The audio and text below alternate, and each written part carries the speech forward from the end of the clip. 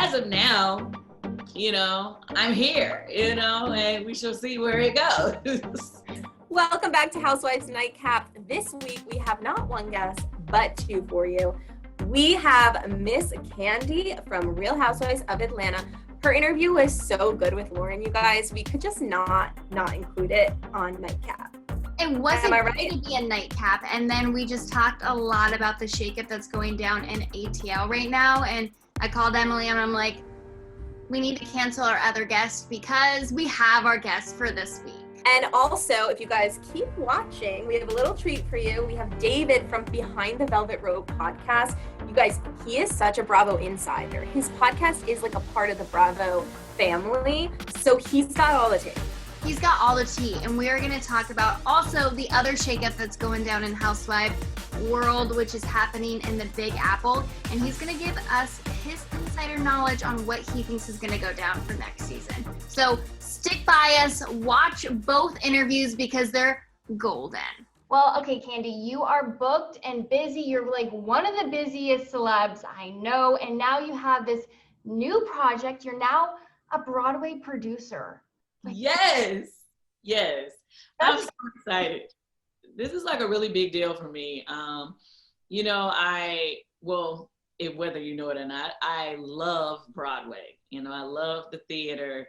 I had the opportunity to be in Chicago some years back, but now I'm able to come back to Broadway as a producer for a new show called Thoughts of a Colored Man. And when I tell you, everything about this show is amazing. I mean, we have the cast. They're an amazing cast of all Black men. This is the first time this has ever happened on Broadway where it starred a cast of all Black men, okay? One of them is actually my castmates on The Chi, Luke James. He's also in this show. So I'm super excited about it. The writer, Keenan, he wrote an amazing piece. It's his life's work. He had started writing it when he was in college and has been tweaking it ever since. So when I tell you, he put his heart and his soul into this piece, and it's going to be so worth it when people come. And I was just really super excited about being a part of it because it's also historic. You know, it's great to be a part of something that's amazing, an amazing work, an amazing cast, but then it's also an all Black producer team, and a Black writer, a Black director. So for me, it's a historic moment of bringing more diversity to Broadway. Which is so important, especially now, you know, Broadway has been off because of the pandemic. So you guys are coming back, you have this new show, and it's history making.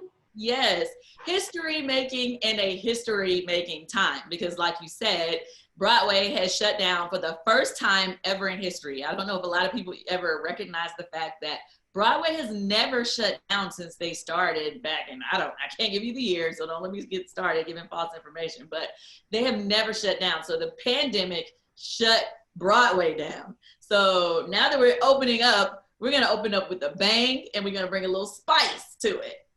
We love a good spice. And I also love that you now have this title as a Broadway producer. Like I can't, it's just a huge title. So what does your job entail with being a Broadway producer? Are you going to be super involved? Are you more like, you know, I'm going to attach my name to it, go to a few shows? No, I'm definitely involved. Okay. I have been, you know, I'm like on all the business calls on trying to figure out what's going on with sales, you know, what are ideas and what are we going to do to make sure that people know about this show. So yeah, I'm not doing that standoff type of role. I am definitely involved. I kind of look at it kind of like, you know, I started off in the music industry in front of the scenes, you know, as a, you know, in the group Escape as a music artist, but then I got behind the scenes as a writer producer, and I was able to really give a lot of life to the projects that I was, you know, writing and producing. So now it's the same thing. I started off on stage, you know, I did that, and now behind the scenes, and I really want to, you know, do my part to make sure that the world knows about this show, Thoughts of a Colored Man, and let everybody know that, hey, this show is amazing and you need to be there to see it. Is it safe to say, I know nothing has been confirmed or denied, which I want your input on. But if you are with, Real Housewives of Atlanta, are we going to see this kind of your work documented with this? Because I mean, as a viewer who loves Atlanta, I would want to see this all. I would want to see Kandi in the big city going like making those big shots. Yes, I would love to see it too. Right now, we don't really know when we're gonna start back filming RHOA, so I can't really tell you, at what point you'll see it. But pretty much whatever's happening in my life at the time we start taping is what you're gonna see. So I'm assuming since the show is going from October to March, you're definitely gonna see some of that for sure. Actually, next month, well, the top of August, we start taping our show about my restaurant, Old Lady Gang. So that's the first thing that I had to film. So maybe you'll see some of this work in both projects. Who knows? You were so busy. You're like in my other show, which we're so excited about. So you guys haven't started filming yet. You're about to start filming. What Right. can fans expect from it? Because I know a lot of people are comparing it to maybe like a Vanderpump Rules in a way, which we love. So I'm Yeah. okay with that. But then, having that Kandi spice in the mix of it all. Yeah, I get a lot of comparisons to the Vanderpump Rules situation. Basically, it's a family restaurant, so a lot of my family, works there and within. So you'll get a lot of, the things with me, Todd, my mom, my aunts, which you've had a chance to see them in past Housewives episodes. But then you're gonna meet a lot of new people. I have some family that works there, and then also just people that work there that, child, the world needs to see them, honey, because when I tell you they are made for TV, they are made for TV. So I guess it's similar in the sense that, her show follows a lot of the people that work in the show, and then you get their lives outside of, the work in the restaurant and outside of the restaurant. It's similar to that in a sense, but ours is just a little bit more wilder and more over the top because we have family that have to mix in with just people who work there, and sometimes that makes things even more explosive. Family and business, and then add the drama and the people that need to be on TV, and it's what we like to call TV gold. So basically, yeah, it's crazy because we actually had started filming before the pandemic, like a week before everything got shut down, and so we had to shut down for the pandemic. And for a while, I was wondering if we were gonna ever start back, but now that the world is opening back up, that allowed for us to get back started. So, and when I tell you that first week that we had filmed before the pandemic, when I tell you if we would have put that out, y'all would have been like, what? So I can only imagine what I'm about to walk into. The way I kind of go into anything that I'm doing as far as reality TV is concerned is I'm just going to give the people the real. It's reality TV. You got to give them the real is the first part of that. So whatever is happening is what you see is what you get with me and my family and the people that work with me. And so we're not going to hold back. We're just going to let it all play out.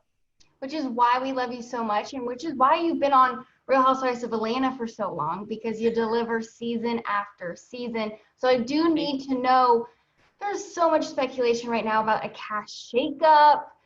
People are leaving, people are coming. It has been reported that you're going to stay. That's what they report. That's what they report. Because I know last time we talked, you kind of said maybe consider like maybe staying, maybe going. It was kind of up in the air.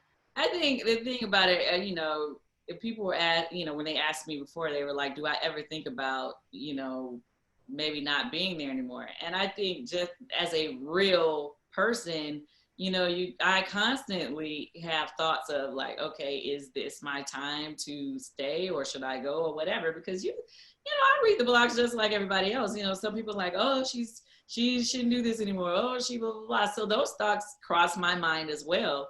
As of now, I'm here, and we shall see where it goes. You have too much storyline this season to ever leave. Like, I'm not here for it. You're staying. But I also need to know, Shereé has been in talks of coming back. Do you think that's a good addition? I always love Shereé. She's always good TV to me. Like, she's had some very explosive moments in some of these past seasons. So I'm here for it, honestly. If they decide that they want, Shereé to come back, I'm here for it. I mean, you never know. Like, let's go. I mean, I always consider myself to have a good relationship with Shereé. I mean, we've had our moments on the show where, you know, sometimes we didn't see eye to eye, but for the most part, you know, I still see her outside of the show sometimes. You know, we still, you know, run into each other, and I got much love for Shereé. So if there was a cast shakeup, who do you think shouldn't come back? I don't play into that. Like, okay. People always say, oh, this person shouldn't come back, that person shouldn't come back. But I feel like everybody on this cast has like something that adds to the show. You know, it's never one person that can carry the show by themselves, you know? And so it's like all of our stories combined is what, to me, makes the show so good. So I don't necessarily say that I need to see any of them leave. Realistically, to me, we had new people to come in last season, and I personally would have liked to have seen this cast come back again, especially at a time when the world had opened up. I feel like so many people had so much to say, but realistically, last year, for most of the season, we didn't even really get to like film together in the very beginning. You didn't see an all cast scene until we were like 4 or 5 weeks in. And that never happens. Typically we're doing all cast scenes from the very first episode. And, you know, obviously it gives a chance for the drama to get going quickly. But last year, because of the pandemic, things were different. And I don't think that was any of the cast's fault. That's just my opinion. No, I completely agree, because we did miss some of that, you know, normal Atlanta sparkle solely because there was COVID and there was so many obstacles you guys had to jump through. And I do agree with having the cast back, because Drew, I thought she was a great addition. Yeah. I would love to hear more about her, you know? Yeah. So I'm glad you feel the same. And then besides Atlanta, besides this new reality show and you being a Broadway producer, I swear you're like the busiest person. You're also involved with Lifetime in this new series. Oh, yes. Yes. So you got to tell us about this too, because I swear I can't keep up. Okay, so Keeping Up with the Joneses is a 3-part series that is a part of the Wrong family. So I guess they do this huge series called the Wrong series, where it's like the wrong wife, the wrong doctor, the wrong this, you know, and they have different movies based off of it. But within it, they are doing this 3-part series called Keeping Up with the Joneses, and it's starring Miss Vivica Fox, but I get to narrate the film. So if you watched, they already played part 1. If you had a chance to see it, that is me, my voice, that's going throughout the film. And I will also be narrating part 2 and 3 as well. So I think it's really cool, because I've always been told that I have a distinctive voice. Like, people always like, oh, even if I go through the drive-through at McDonald's, like, people know, like, they'll be like, Kandi, is that you? When I'm talking through the drive-through, it's weird, let me just say. But I always wanted to be able to be like the voice in the commercials that you hear, or, you know, stuff like that. And I always wondered, how could I get to be a part of that? So this was my very first opportunity to be the narrator for a big project like this. We are taking you behind the velvet rope with our friend David Yontef. Welcome. What is going on? How are you guys doing? We are well. We're so excited to have you this week, because there's so many things we just need to break down with you, because housewife world is like crumbling right now. There's a lot We're in the going on. midst of an earthquake right now. There's a lot going on, right? I mean, yeah. I mean, I guess some good and lots of just bad and lots of unknown, right? You are like an ultimate Bravo stan. I feel like you just know everything. But what I really love about Behind the Velvet Rope is that it's not just Bravo. You cover so many different reality things. Yeah, I mean, like, listen, in the beginning, it was all Bravo and Housewives, just because that is where I am truly the most well-known, and like those are like who my friends are and where I'm connected. Just one day I was like, this is just a bad business model. I don't like this business model as a business person. Like, you know, what if all the housewives get together and they're done with me? What if the network is just over me? It's just, there's so many things that could go wrong, and all the eggs are in one basket. And then I started branching out. And now I'm not even reality. Like I have a lot of actresses, and this isn't just like a shameless plug for my show. There are 3 people in particular I have coming up that I don't even understand how it is that I sat with them on my podcast. I don't get it. Like the stars just aligned, and it's like they're 3 just like insane names. So we've had a moment, like my Behind the Velvet Rope has had a moment. David, you can't just say these three big name stars without giving us a hint, giving us the names. I don't know if you can, but gotta give listen, 2 of them are comedic actresses that are mostly famous for TV. It's not like a Jennifer Aniston or a Courtney Cox, but it's like the generation before that. But I don't care if you're 20 years old or like 80, like who these 2 different women are. It just, these things came my way and I'm like, yes and yes. That's amazing. So, I feel like it'll always, listen, if you really track down my 5-day-a-week interviews, there's always one housewife, past or present. So I always have one housewife a week on purpose for scheduling, and then there's usually one other Bravo celebrity, and then there's 3 other days which we could do music, TV, other reality. Well, we have to get into this because there's talks that Ramona is gonna be gone, that she is gonna be axed. David, what do you think? Well, everyone thinks that RHOA has been hard, and I feel like, well, okay, and then the latest is that everyone is now saying that they think Leah put this out to the press. Or maybe they're not saying her name, but that's what the illusion is. A couple of things. I think it's funny how, everyone says, I'm not going to watch The Bachelor if Chris Harrison is gone. Everyone's watching The Bachelor.